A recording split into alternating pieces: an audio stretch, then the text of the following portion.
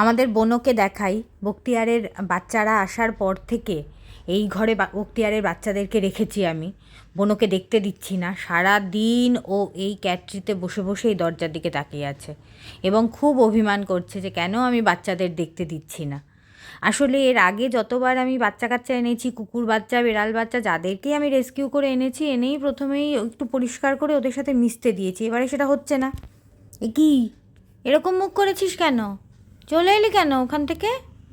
এরকম মুখ করে বসে আছিস কেন? কি চাই তোর? বখতিয়ারের একটা ছানাকে চাই। কি করবে তুমি? বড় করবে? তুমি বড় করবে? ওরম মুখ করেছিস কেন? আমি দেখাচ্ছি ওদেরকে, দেখবি? চল চল দেখবি, চল, আমি দরজা খুলে দিচ্ছি। ওরকম মুখটা করেছো কেন?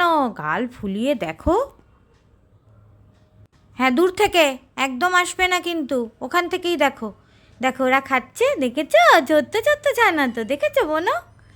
ভেতরে ঢুকবে না, ওখান থেকে দেখো, ওখান থেকে দেখে দেখে শান্তি পাও। পারি না আমি আর। ওর আবার ইচ্ছে একটা ছানাকে নিয়ে বড় করবে ও। তাই করবি? এই দেখ, এই দেখে, দূর থেকে দূর থেকে দূর থেকে বাবা, দূর থেকে দেখো, ওই দেখ ওরাও সব যাচ্ছে ওর কাছে। এটা বোনো মা, জানো তোমরা?